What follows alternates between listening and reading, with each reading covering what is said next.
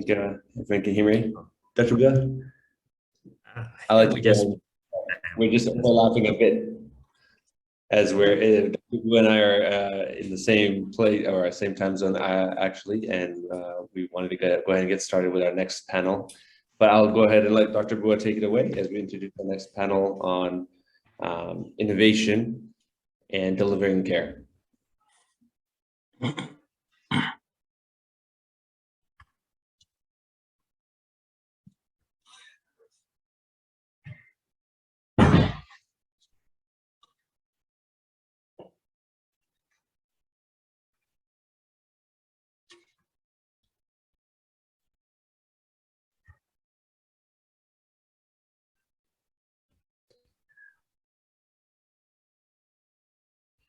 Okay, hi everyone. I just want to welcome you to this session on innovations and delivering of care. My name is Emmanuel Bua. I'm a surgeon working in Eastern Uganda, and I'll be moderating, one of the moderators of this session. Welcome everybody. I can see all our panelists, I think, are now back. So I'll just take this opportunity to ask maybe each of them to introduce themselves individually, but maybe first with my co-moderator, Dr. Sad. Sure, just want to also say a quick hello to everyone. Welcome and glad to be a part of this. With Dr. Bua, but as he said, we'll go ahead and get started with introducing our panelists. So perhaps we can start with Dr. Cunningham and work our way around the group. Well, hello everybody, and real pleasure to be with you today. My name is David Cunningham. I am the Chief Executive of Kids Operating Room, which I think you heard a little about from John earlier, but we are an organization that equips operating rooms and provides training scholarships. We currently provide capacity for about 30,000 operations a year across 50 different operating rooms.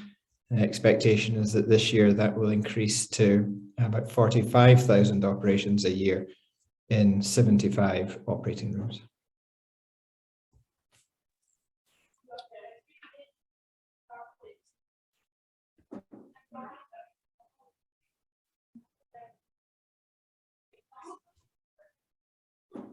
I don't know if somebody else wants to jump in. Yes, I'm Luc Malemo. I'm a general surgeon from Goma in the Eastern DRC. For over like 20 years, I've been working at a mission hospital called Hill Africa. And I think actually I've met some of the panelists in many meetings, but I started the COSEXA training program in Goma, which is collaborating with the Eastern countries to try and improve the number and quality of surgeons in the Eastern DRC mainly. So I'm so happy to chat with you for a couple of minutes. Thank you.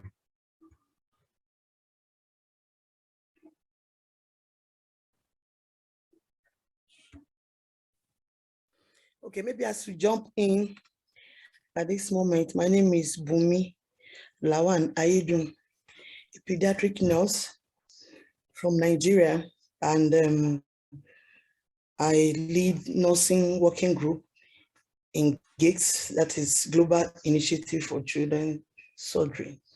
Super passionate about nursing and quality nursing care. Thank you, I'm so glad to be here. Over.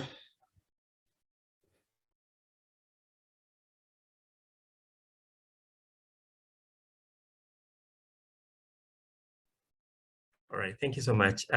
Our internet connectivity is really poor this evening, but I hope you can maybe hear me. I'll straight away use this opportunity while it's still working to ask David a question. David, can you hear me? Yes, I can hear you. Yes, I just wanted to find out from you in relation to the work you do. First of all, I appreciate the work that you do. We have met before, I think, during the Oxford training in global surgery. and I really super appreciate the work that you do. But when you hear about innovation, what exactly comes to your mind, especially in relation to what you're doing? Like if someone talked about innovations in surgery, what runs to your mind? I just want you to relate it to what you're doing. That is a great question. And I promise my fellow panelists, I won't try and take 45 minutes answering it, but I could, because it's an exciting question. Sorry, I'm having some poor connection. That's okay. We can hear you. So I'll carry on and hopefully it will pick up. I think innovation is, I think we have to be careful because, I mean, the bulk of what we do at Kids Operating Room isn't innovation. It is about making sure that the existing technologies make their way into the hands of the skilled local practitioners, whether they be surgeon, anesthesiologist, or nurse, or engineer.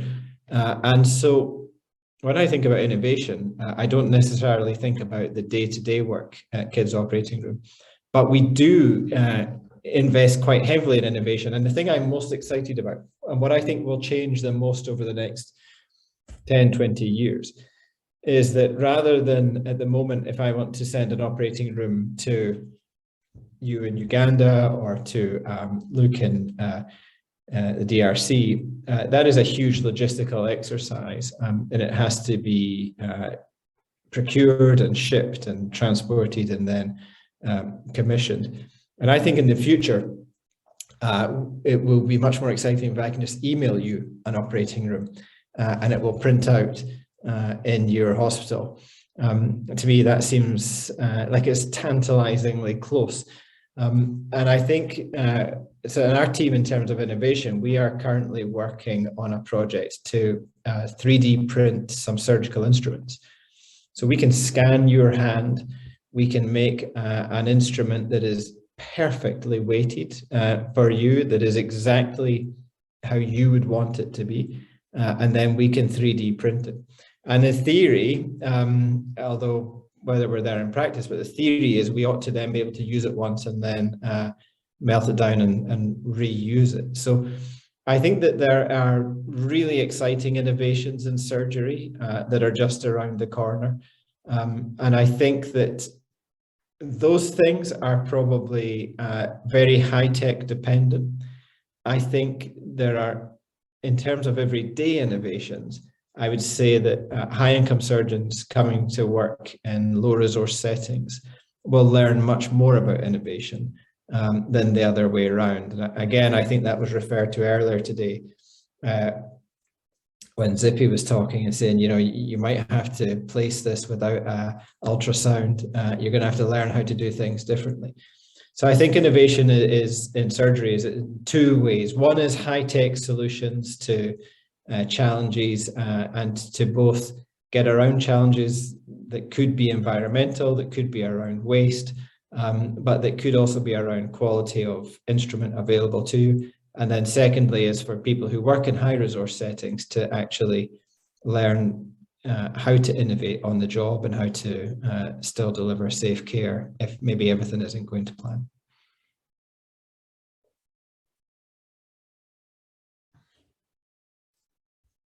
Right, thank you. Thank you so much. Sad, do you have anything? Sure, actually, I would love to. Yeah, I would love to actually, going off of what Dr. Cunningham just shared, sometimes innovations aren't actually a novel or brand new technical solution. Sometimes it's even just a new way to deliver the care we have or to rethink the care that we're giving. And I would love to hear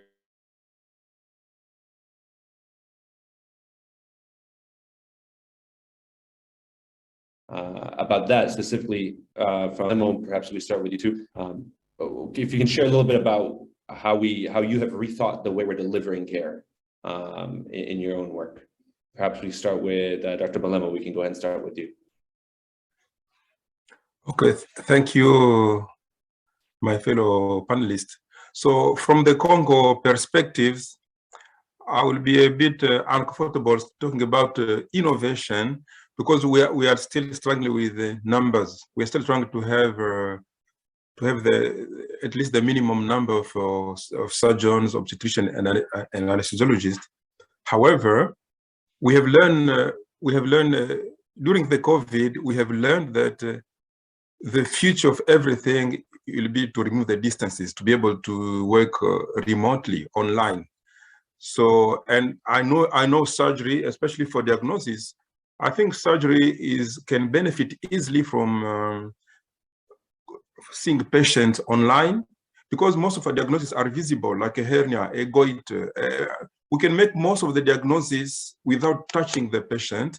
I understand that will remove the contact that we need to have, but it seems at the same time, we need to start preparing our patient that even if you need our hand to touch you, but most likely, because we have few surgeons, be prepared to see many doctors on computers, on team like this, to make a good diagnosis, to share x-rays. This is the way I see the care in tomorrow if we have good internet, even in LMIC, where the number of specialists is small.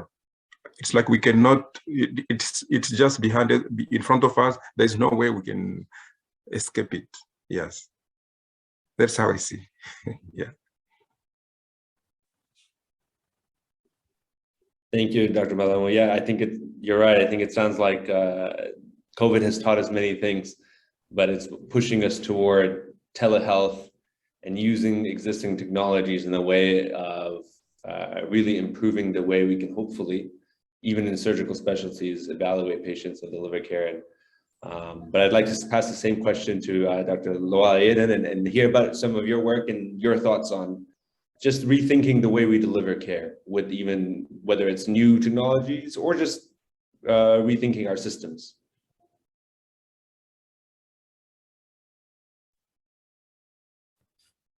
Is that me? Yes, please. Okay. Oh, thank you very much. That is the 1,000 question. What is innovation? Because now let me give you an instance. Today, I was supposed to travel back to Abuja and my flight was canceled and it was rescheduled to 6 p.m. I was super worried because I just want to honor this invitation. Unfortunately, when I got to the airport, my flight was completely canceled. I was, wow. I had to pay extra money to get the hotel. I have to go back. I want to ensure that I'm here. For me, innovation is about next level commitment. If this meeting does not mean anything to me, I'll just send a text, hello guys, I can't be here. However, innovation to me means a contemporary intervention to meet the current need of the people. So now what did I mean? COVID have taught us a lot of innovation. You know what happened in COVID, the active phase of COVID? We were virtually looking out for each other. It does not matter if you are a nurse, it does not matter if you are a surgeon. We were looking after each other. We were protecting each other. We were defending each other. That is innovation. Now, innovation to me also means taking quality, timely surgical care to the doorstep of the people. That is innovation, because that is not how we do it before. Our surgical intervention just based on facility, either at the secondary facility or at the tertiary facility. But now everybody is trying to live beyond the four corners of the theater or PACO, working together. Now, innovation to me also means building the local capacity to provide patient-centered care. It's not about you, it's about the patient. So, sorry, they just took light. But again, you could see how things are working. Unlike before, we have a lot of team from high-income country, they come to LMIC, conduct surgery, and go back. Innovation has changed that. Now we now understand that we need to build the local capacity for sustainability. And that is why I love this year theme of International Women's Day, breaking the barriers. So when you are breaking the barriers, it's not just about self, breaking the barriers on giving quality care, breaking the barriers of working together, breaking the barriers of giving women opportunity to lead. Look at our women pediatric surgeon or the anesthesiology. Hardly will you see them being the HOD of the unit. We are breaking barriers. So for me, in summary, providing contemporary quality surgical care that meets the need of the people, people-centered surgical care. Thank you, Anuva.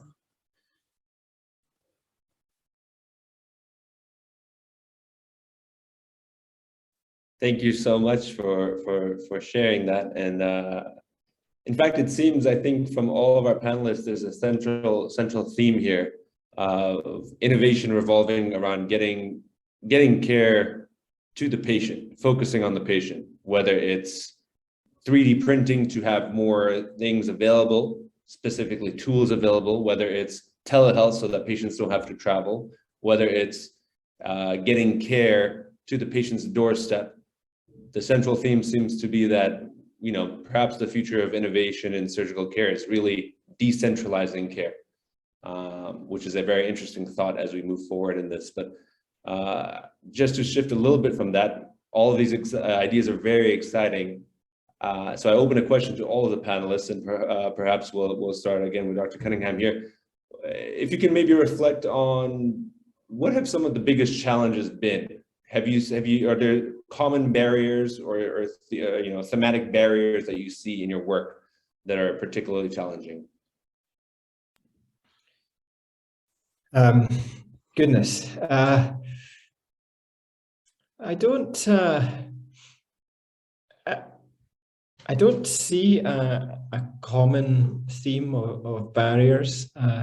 I think that we now work in 22 countries, and across each of those, what we found is an incredibly dedicated, skilled local team who, for the most part, need just a lift up. We'd call it a foot up, you know, just basically. And I really see that as being our role. I don't think we're, you know, this sort of changing the world. I think that the surgeons and the anaesthetists and the nurses who are providing that care, I think they're changing the world. I think our role is to just be in the background, giving a helping hand. So I don't see huge barriers that way. What I do see then is when I look at rate limiting factors in terms of, as we look to the future, you know, could we build 500 operating rooms? Could we build 5,000 operating rooms?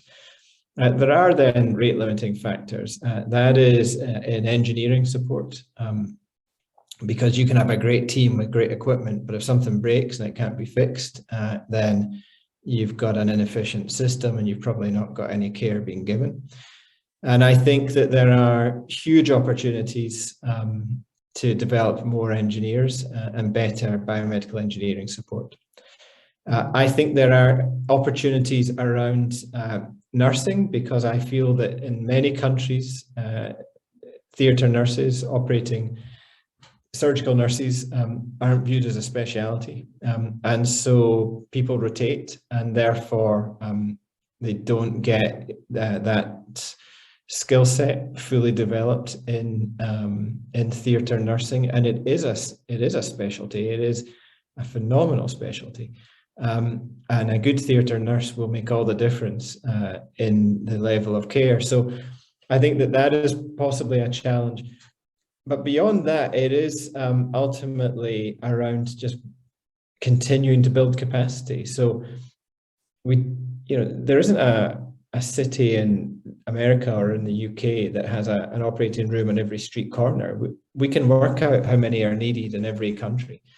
And it's about building up enough, training enough people to work in them and making sure the support structure is there. So it's going to feel like it's a fixable problem, but for some reason it's not getting huge global funding, and so it seems like a problem that will be slow to fix.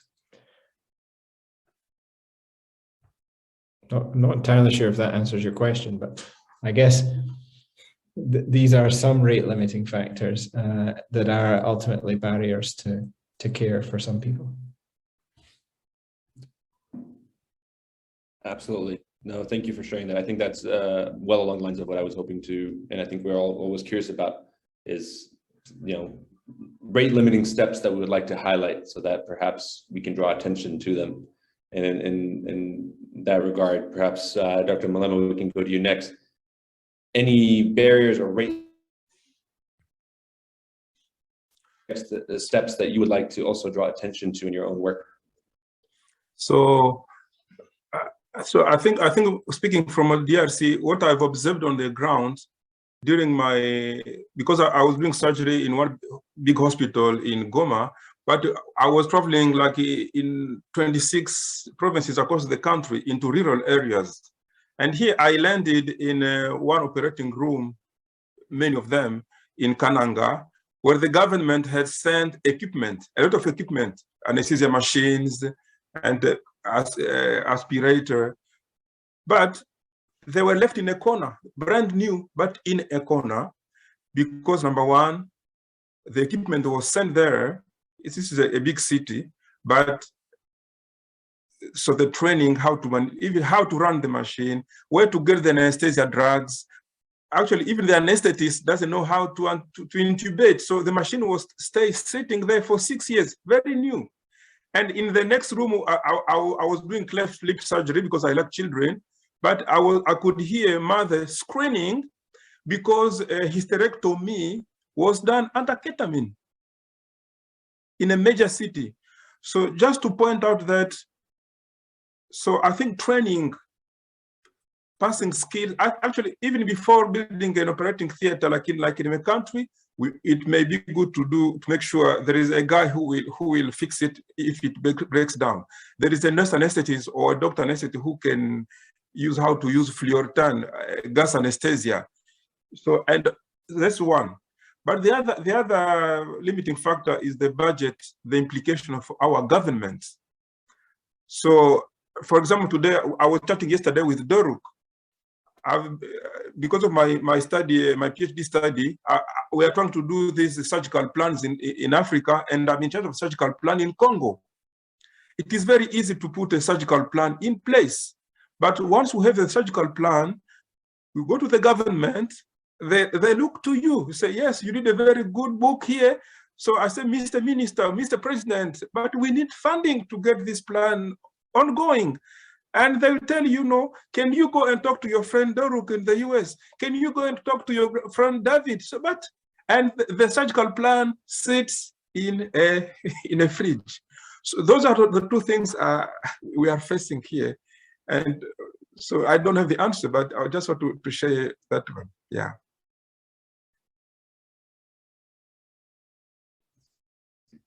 No, thank you for that as well. I think that's a really important aspect of the work is understanding what our limitations are. So perhaps we can work together to find some solutions for them.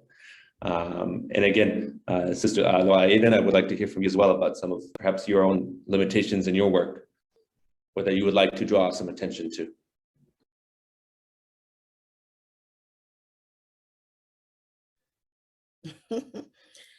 Okay, thank you very much. Common limitation, yeah, just like what Luke said, most of the LMIC countries are donor-driven countries. This is a huge limitation. Why? Which means that the commitment is poor, the investment is poor. So we have to wait for donor agency to support us. And that's why I want to appreciate David and his team for supporting LMICs. So that is a major problem. Not until when we begin to prioritize our own need and put it in the budget, it won't fly. Now, again, the budget of a thing. You know, in 2001, the Africa country comes together, and they were in Abuja, in Nigeria, and agreed that 15% of the national budget will go to health. And let me tell you something, hardly will you see a country in LMIC that have emitted 5% of the national budget to health. And you know what? Once it's not budget for, it cannot be implemented. So this is a big problem. Now, let me talk about ENSO, because a colleague mentioned Congo. Now, in LMICs, it's only Nigeria for now that have nursing in their ENSO.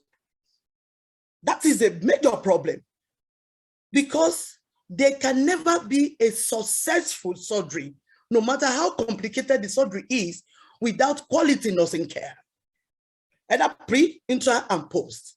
But I also think that we suffer marginalization for too long. So when there is project, I love my physician, I love my surgeon, but you will not even know about it. They will tell you, I will train, we will train XYZ of nurses, operative nurses. They tell the story for us. Why? In research, it's the same thing. They just feel the nurses are not competent enough. So investment keep going to one side. And my own recommendation is breaking the barriers. Let's have equity when it comes to surgical care. And I want to use this opportunity to appreciate all the medical students, to appreciate the organizers who, for me, they are breaking barriers, because before now, hardly will you get a nurse or a nurse to be asked to come and contribute. It's as if our heads are dumb. We don't have anything. And yet you entrusted your patient in my care for 24 hours. So I want to plead to LMICs that, because the percentage of surgeons that we have is limited. Nurses, you know, they are 59% of healthcare workers. So we can use the number, we can empower them, we can build their confidence. And I want to also ask the partners here to please consider nursing and be committed to nursing. We are watching. We might not have opportunity to speak to you, but trust me, we take record of all what you do. Thank you, and over.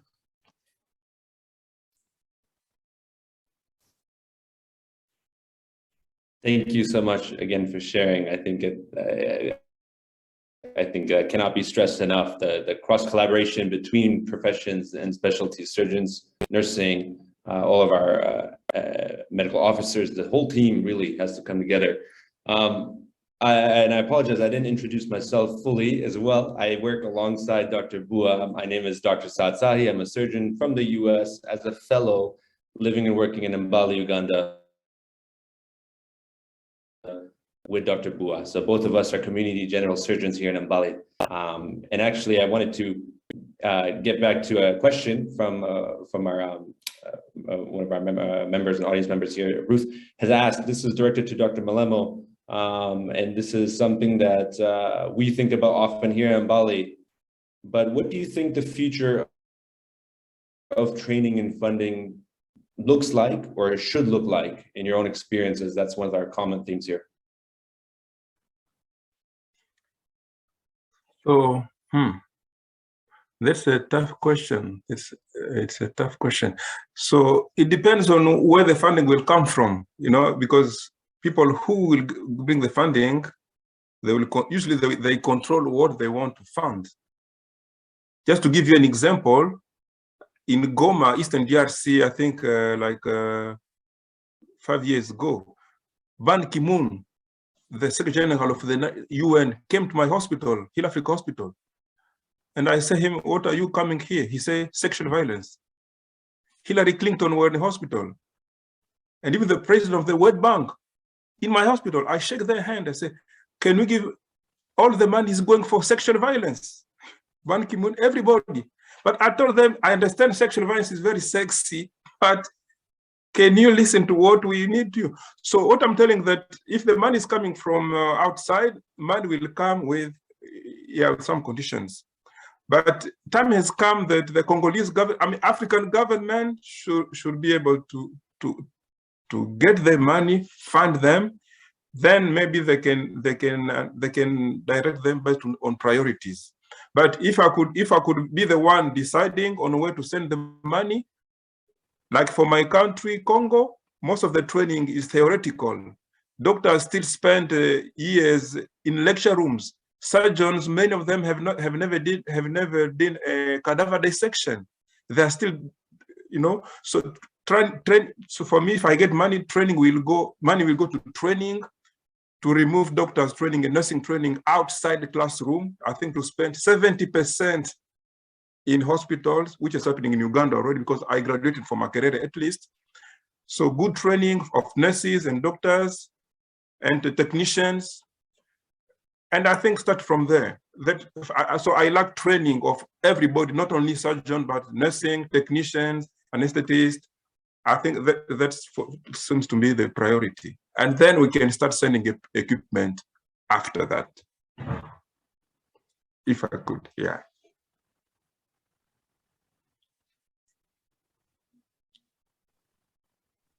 Sorry, maybe in Congo, we'll make you the Honorable Minister of Health, since you have a open heart. You know what I'm saying?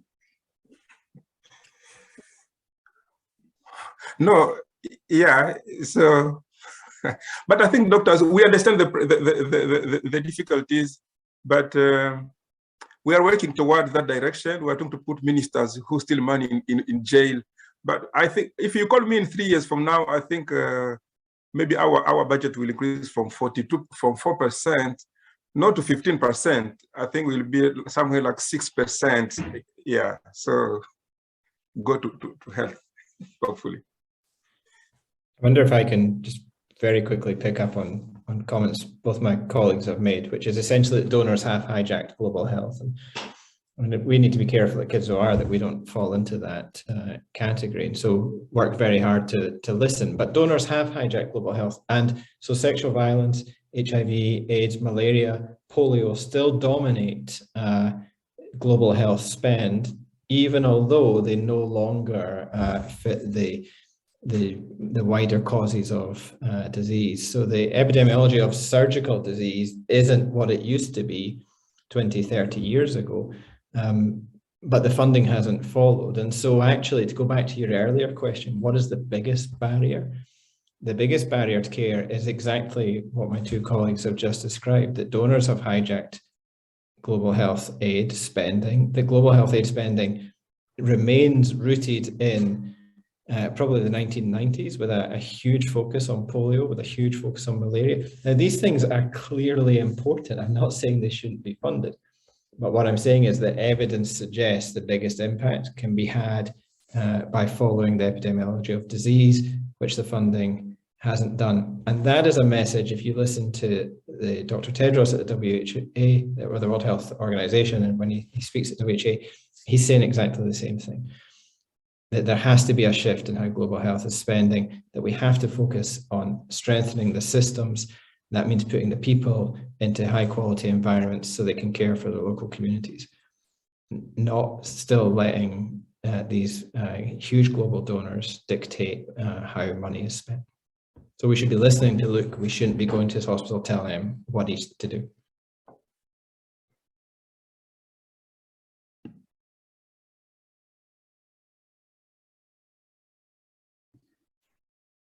I think there's a very important common theme there, whether it's international donors or our own local governments.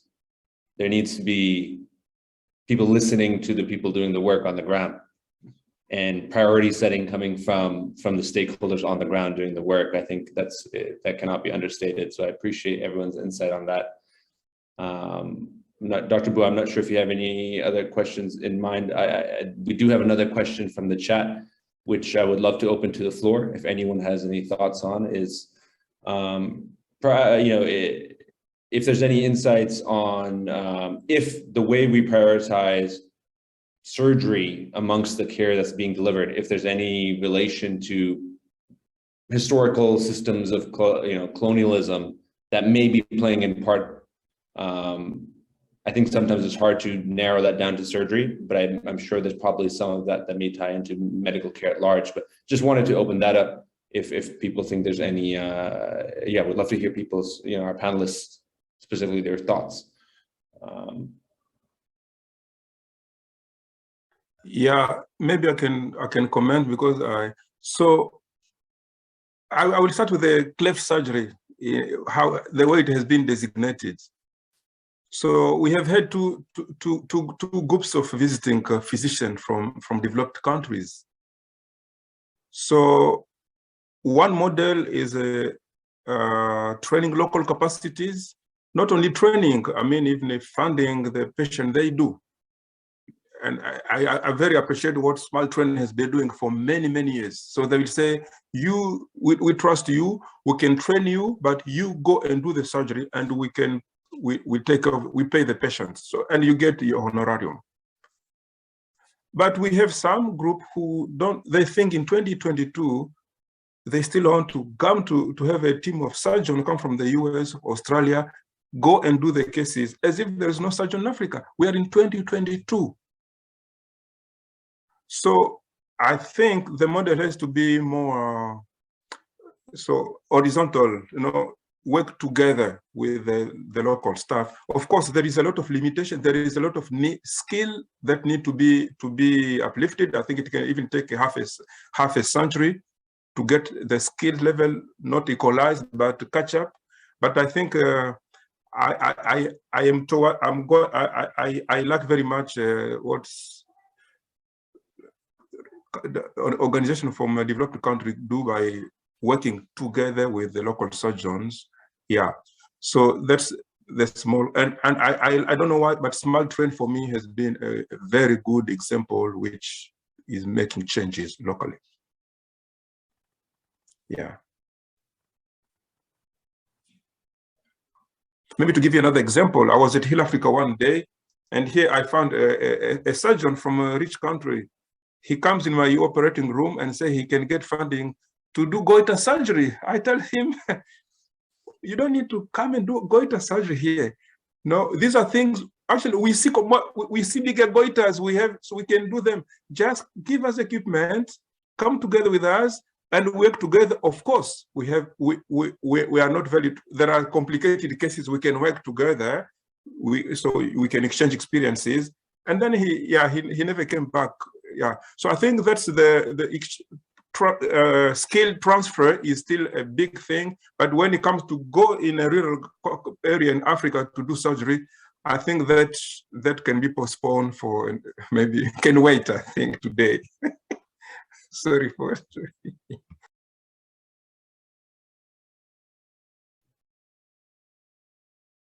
No, thank you for that. I think I appreciate that as well. Sorry, my internet connection is poor, but I just posted a question to you to make a comment. Oh, thank you for this question. Actually, the reason why, okay, I would say yes. I would say yes, because in my country, as I say, the training has been theoretical from even today. Anatomy, everything is theory. Many surgeons have never seen a thoracic duct. Only after they injure it in surgery. Many have never seen an appendix only on a patient.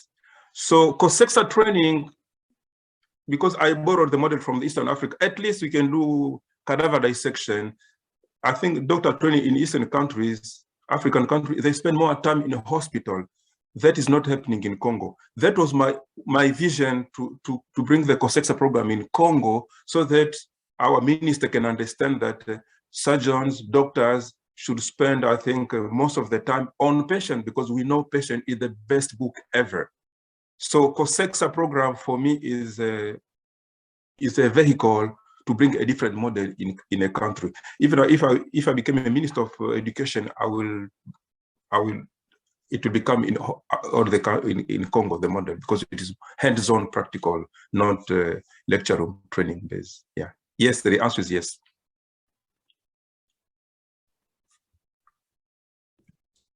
Thank you for that. And I think that actually addresses a big part of what this panel is about, in innovations and delivering care. COSEXA, I've been lucky to work alongside Dr. Bua. We have our own COSEXA trainees here, and we see that every day. That I think that program itself is very innovative in the way that we're training future surgeons in this region.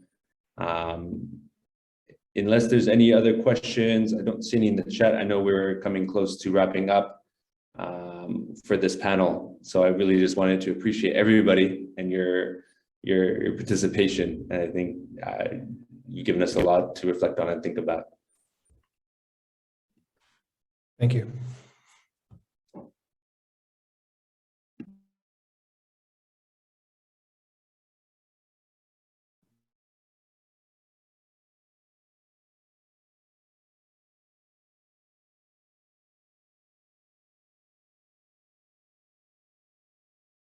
Hi guys, can you hear me?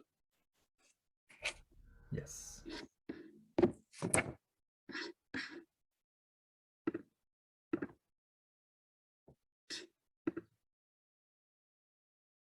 Okay.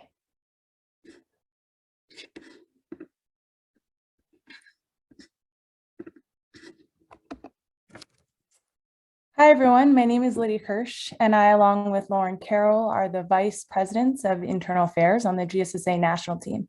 I'm going to briefly talk about GSSA, what it is, and what it has to offer. With the concept of global surgery being a newer one, there's a large gap in knowledge about what it means to actively participate in global surgery. What GSSA provides for students is an opportunity to get involved and engaged, especially for those who do not have a set program at their school. One of the most important things that GSSA does is to provide a platform for students to engage, talk, and learn about topics concerning global surgery, like equity both in the US and abroad, by decolonizing our actions and agenda. So who are we and what even is GSSA? GSSA is the National Student-Run Global Surgery US-based national working group of Incision, an international global surgery organization. Our mission is to educate, inspire, and unite students and trainees through engagement and mentorship in global surgery, including anesthesia and OBGYN. Throughout the year, we host many events, and our purpose is to engage and inspire the attendees to set a friendly and approachable tone for the event, and to give the students examples of the impact they can make on the field as students. By exposing students to the field early on, we hope to help them build their surgical careers with global surgery in mind. Ultimately, many students are willing and able to make significant contributions to global surgery, and we hope to be a resource that facilitates those efforts. Additionally, we want to share our GSSA chapter development toolkit. This resource is primarily designed for students who are starting new GSSA chapters at their institutions. It also contains helpful event ideas and other information that might be useful to establish or for new established chapters. Furthermore, we also have a research toolkit to help students learn how to get involved. We host many curricula and webinars, one such as the Educational Boot Camp we hosted last fall. On a regional level, chapters host a plethora of events, as well as regionally led hackathons. We also have a global surgery database for students to get connected and involved with experts in the field. So just a big thank you to our keynote speakers, panelists, moderators, and research team. We would not be able to do this without you. A big thank you to our team, the co-chairs, research team, advocacy team, and most importantly, the UCSF team.